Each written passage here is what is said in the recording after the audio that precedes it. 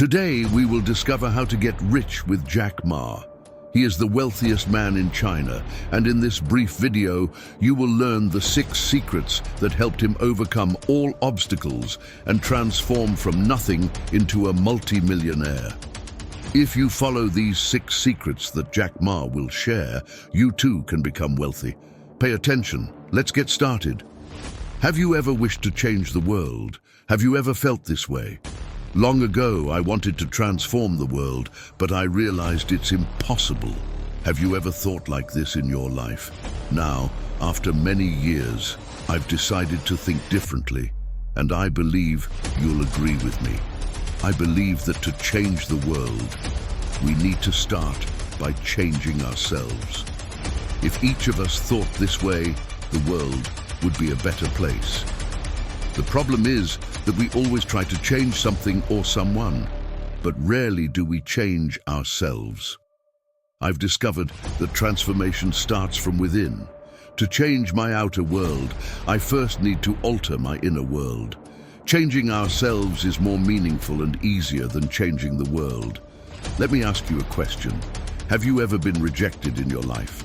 If so, you know that it's awful. The feeling of rejection is terrible, but we need to overcome it. Here's what happened to me. Some time ago, I tried to apply to Harvard, but was rejected 10 times. When KFC opened a branch in my city in China, 24 people applied, 23 were hired, and I was the only one rejected. This taught me a deep lesson. I believe life constantly gifts us, and sometimes the no we receive today is protection from God. What we consider a disaster is actually a blessing. It's just God preparing something better for each of us. This taught me that it's important to cultivate our mind, culture, values, and wisdom to achieve success in all areas of life. So let's do an exercise. Comment like this: no matter how many no's I've received, God always has the best for me. When I see this comment, I'll give it a heart because I know you are more than a conqueror.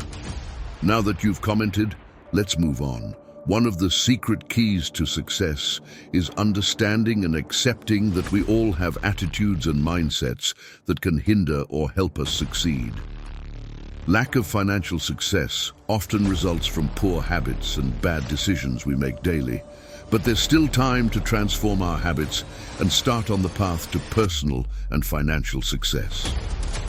When effort becomes a habit, success becomes constant. Our habits greatly impact our physical and emotional well-being and shape our behavior, which ultimately determines if we succeed or fail in life. Some habits must be abandoned and avoided at all costs. It's no secret that spending more than we earn harms our budget, but there are less obvious practices that can also lead to financial difficulties. Even worse, cultivating a scarcity mindset. Some habits can undermine our abundance, and success is key to avoiding them at all costs. To help you, I've listed some habits you should eliminate immediately if you want to achieve success and prosperity. First habit, the habit of self-pity. The seed of poverty begins to sprout when we develop the mindset of feeling like victims and constantly complain about what isn't going well in our lives. Not having the desired success, adequate income, necessary education, or dream home can lead us to lament endlessly. This is a sign of self-pity. People who constantly feel like victims push friends away. No one wants to be close to someone who only shares bad news and negativity. Self-pity is useless. We can avoid it by starting to stop feeling sorry for ourselves and cease blaming others or the universe for what happens in our lives. It's difficult, but not impossible. If we want to achieve success, it's time to change this habit. Don't feel like a victim when you fail in life, as you are sure to bounce back because you are a winner. Second habit, the habit of procrastination. This habit is terrible, and we need to be very careful. Otherwise, we become unproductive.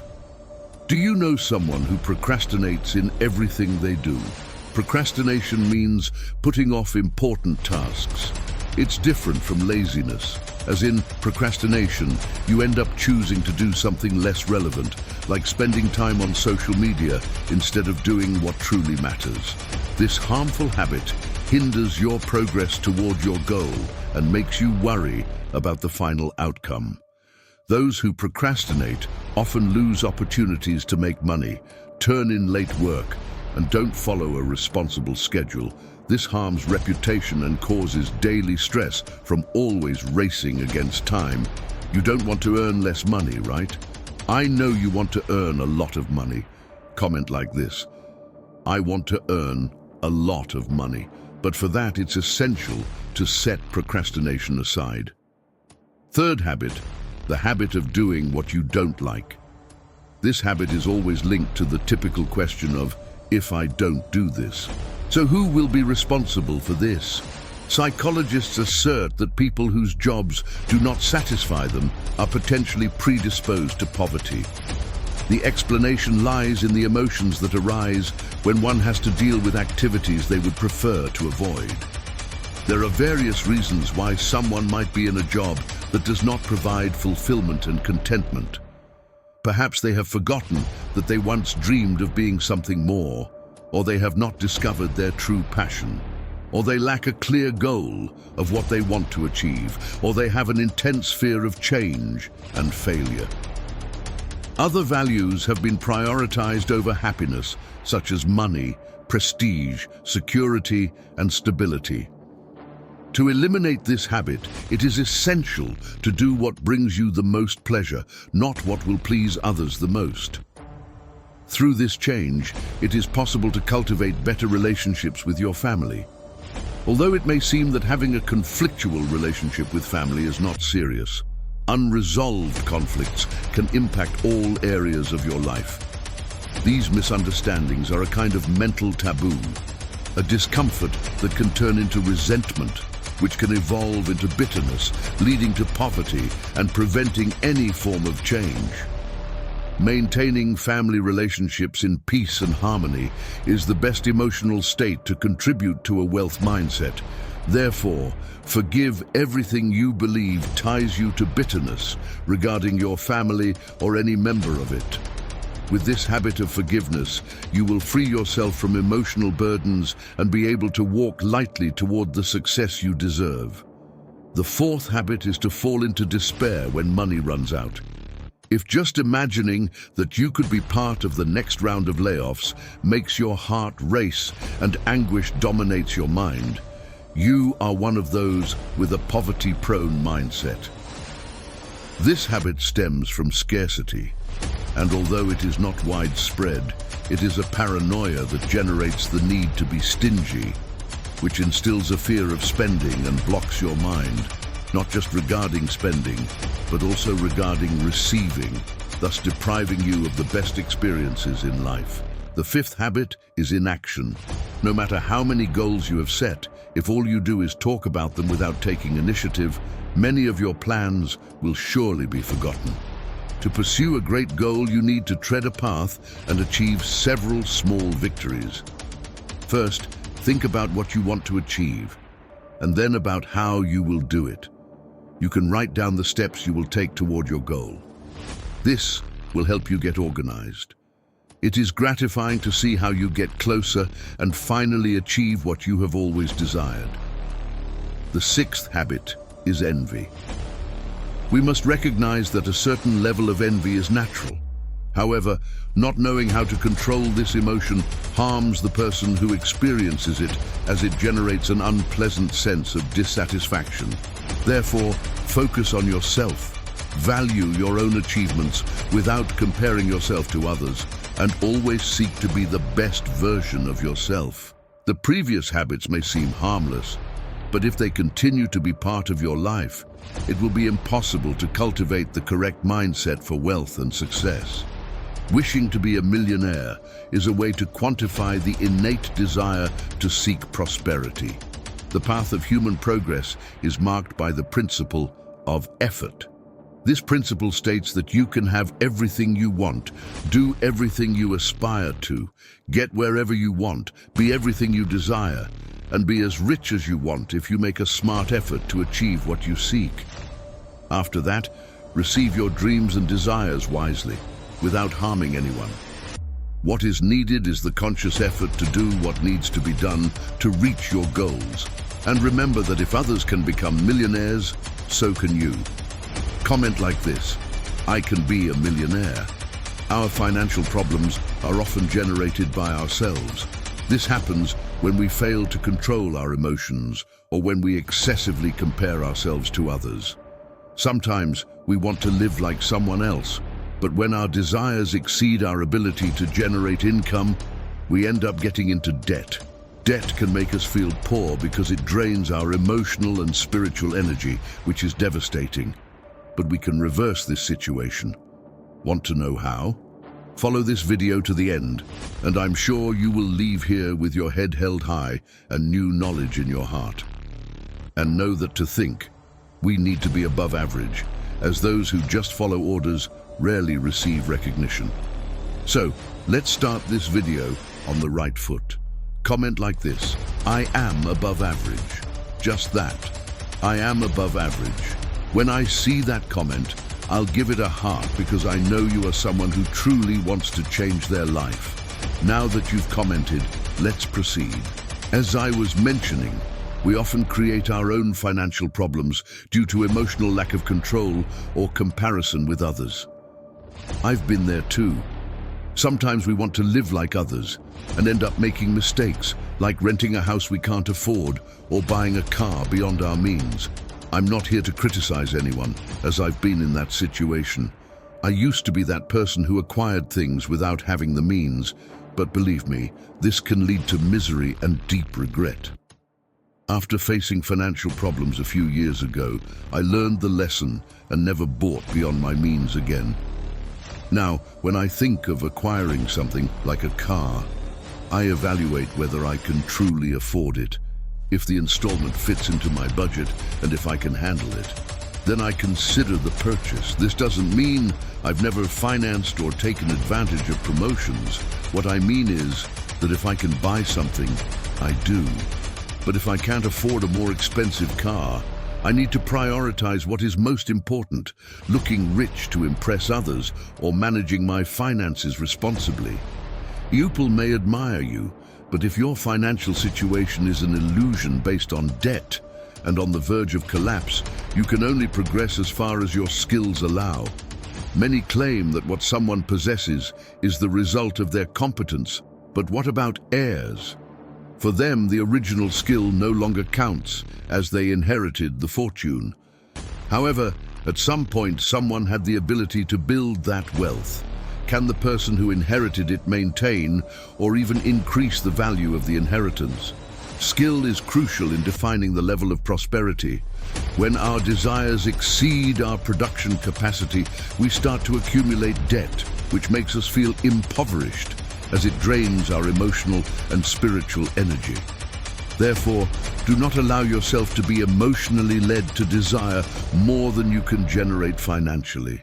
Your ability to create wealth needs to be greater than your desires. The fewer material longings you have, the more chances you will have to prosper. I lived in poverty for most of my life, but now I'm a bit better off. Nowadays, I don't face financial difficulties. If I had to point to just one reason for this, it would be my mindset. God's blessing has always accompanied me, but it's essential to understand that this blessing does not guarantee money. Money is the result of our work, and this work will only generate what we desire if we have the right mindset. The first step to prosper financially is to break free from ignorance. There is no doubt about what I'm about to teach you. The first thing that starts attracting wealth into your life is your mindset. If you don't change your mind, you won't change your financial situation. If you don't change the way you think, your bank account will remain the same. Believe what I am saying. Your mindset will define your capacity, and God only sends what you are able to manage. Ignorance is the mother of poverty. If you remain ignorant, you will stay poor forever. I need to transform my way of thinking about money. Changing my mindset regarding money is not simple, as we grow up with a fixed model. a well-established idea about money in our minds. For many people like me, who were raised in a religious environment, money is viewed as sinful. Money is not sinful, but it can lead to many sins. Money facilitates pride, for example, or arrogance. Remember the story of the prodigal son. He took all his share of the inheritance and let pride get to his head. You already know the ending. He ended up longing for the pig's food. He decided to return to his father, humble himself, and confess his mistake, saying, "Father, I have sinned against heaven and against you. I am no longer worthy to be called your son. Treat me as one of your hired servants." I start from scratch, but I refuse to live in misery. There are people who, when faced with difficulties, say, "This is what God has for me." However, your mindset determines where you will end up. Your way of thinking influences when you achieve success. Take a billionaire's child with their father's mindset. Take away everything they have, throw them on the street and see if they refuse to work selling something or serving somewhere. It's unlikely. They will find a way to rise again, because mindset determines what you accept and what you reject. Mindset shapes the strategies you use and who you are. You need to understand that mindset is the foundation of prosperity. If you feel that your mindset is limited, that you don't even know how to make money or how to desire it, know that it is possible to change. One way to modify your mindset is to change your environments. Our mind is influenced by the surroundings around us. When we start to frequent challenging environments, instead of judging, we can learn from these places. Unfortunately, some people enter challenging environments and spend the whole time judging. Look at that one with expensive shoes, that one with a luxury car. Instead of learning how those people achieved what they have, they prefer to criticize. This prevents these challenging environments from changing their mindset because their hearts are closed and their minds are too hardened to learn. Whoever truly values money, who sees it as a goal, is never satisfied. Even earning 50 million, they will always feel envy toward those who have 100. Even when buying a plane, they will always see someone with a bigger plane and think, "I am never satisfied with what I have." In short, the first step to changing your mindset is to have the right motivation to seek money. And this motivation should be to fulfill your purpose in life. As the Bible says in Ecclesiastes chapter 11 verse 10 and chapter 5 verse 10, you will never be satisfied if you love money. If you want to be rich, you must have few desires. If you want to be poor, you must have many desires. Even someone who earns $1 million a month and has many desires never stops longing and ends up feeling impoverished. On the other hand, those who earn $10,000 or $5,000 a month and have few desires feel fulfilled, as their longings determine how they feel. What is the problem with people? They desire money for the sake of money. They want to do business just to get rich, to buy luxury goods, and show others that they are succeeding in life. However, this behavior can lead to emotional illnesses, does not attract divine blessing, and never brings true satisfaction. When we see people who have achieved success in life without giving up their faith in God and who still prosper financially, we understand that by following this teaching, changing our mindset and placing our trust in God, money becomes a natural consequence of investing in our life purpose. Yes, money is essential for our lives. We need money to pay bills, for our children's education, to buy food and much more. The problem arises when money becomes our master, when we begin to idolize it. Prospering with God's blessing is important, but it is crucial that money is not placed first in our lives. We must understand that money exists to serve us, not the other way around. Additionally, it is essential to understand that there are basic principles of prosperity. The first of these is mindset. We need to have a prosperity mindset, a wealth mindset. It is essential to have a protected heart, a strong heart that is not influenced by the superficial and material things of this world. Those who are easily surprised by material goods are not yet ready to truly prosper. The third thing you must do, if you genuinely aspire to prosper, is to learn to work with strategies and to sell. That's right. Even in the biblical account of the widow of Elisha, we see that if you do not work and sell, you will not succeed. Let's recall that story. The widow's husband worked for Elisha in the school of prophets. When he died, he left the widow and their 2 sons in debt, and the creditors were about to take the children as payment for the debts. The widow sought Elisha for help, and he told her she needed to do something. So, what did she do? Elisha instructed her to gather all the jars she had in her house. Even if she thought she had nothing, there was always something God could use. The widow said, "I only have a jar of oil." Elisha told her to gather as many jars as possible. The woman started the day in debt and ended with her debts paid and a reserve of oil that would sustain her financially.